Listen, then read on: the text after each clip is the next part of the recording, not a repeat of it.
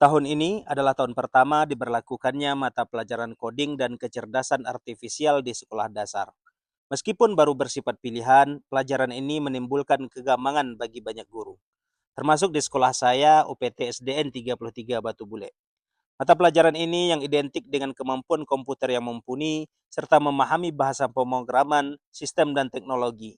Namun di sekolah kami, sebagian besar guru belum memiliki kemampuan komputer yang memadai. Mereka khawatir tidak sanggup mengajarkan pelajaran ini. Sekolah kami terletak di Nagari Batu Bule, daerah perbukitan yang mayoritas warganya berprofesi sebagai petani. Di sini teknologi bukan bagian dari keseharian. Di sekolah kami, internet hanya tersedia dari satu provider, itu pun dengan kecepatan yang sangat rendah. Kami belum memiliki koneksi kabel. Saya dan teman-teman terpaksa harus memodifikasi modem agar bisa menangkap sinyal seadanya. Namun di balik segala keterbatasan ini, saya memandang anak-anak harus tetap dekat dengan teknologi. Saya tidak ingin mereka tertinggal oleh perubahan dunia yang begitu cepat. Maka saya yang awalnya adalah seorang guru pendidikan agama Islam memutuskan untuk mengambil tanggung jawab ini, mengajar coding dan kecerdasan artifisial meskipun ini bukan bidang saya. Alhamdulillah pada tahun ini sesuai dengan Astacita Presiden Indonesia, sekolah kami mendapatkan bantuan interaktif flat panel. Bantuan ini menjadi harapan baru bagi saya untuk menghadirkan pembelajaran yang lebih interaktif dan menyenangkan bagi siswa. Maka pada kesempatan ini saya menerapkan praktik baik dalam pembelajaran coding, yaitu transformasi berpikir komputasional melalui interaktif flat panel dan kartu fisik. Dalam kegiatan ini, saya mengenalkan kepada siswa proses pemecahan masalah dan berpikir komputasional dengan cara yang sederhana dan menyenangkan. Pembelajaran ini saya kaitkan dengan nilai-nilai pada materi pendidikan agama Islam, seperti memahami adab dan ibadah dalam kehidupan sehari-hari melalui logika.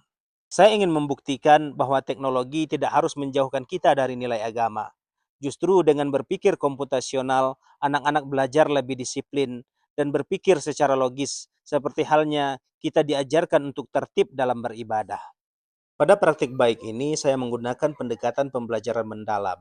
Sepanjang proses belajar, saya berusaha menciptakan suasana pembelajaran yang berkesadaran, bermakna, dan mengembirakan, sesuai dengan prinsip utama pembelajaran mendalam.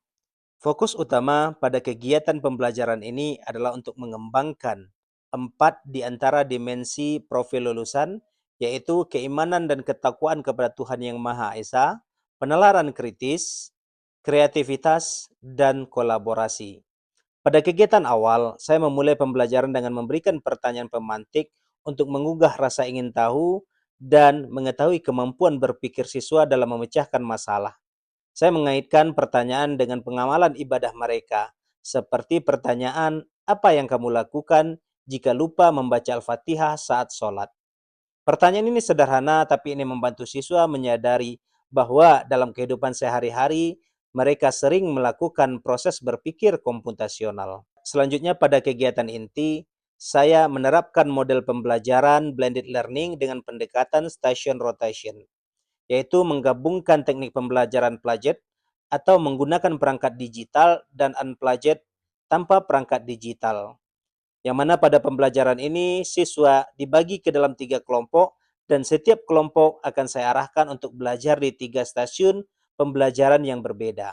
Di stasiun pertama, saya menggunakan IFP untuk berlatih menyusun urutan langkah-langkah sholat secara digital.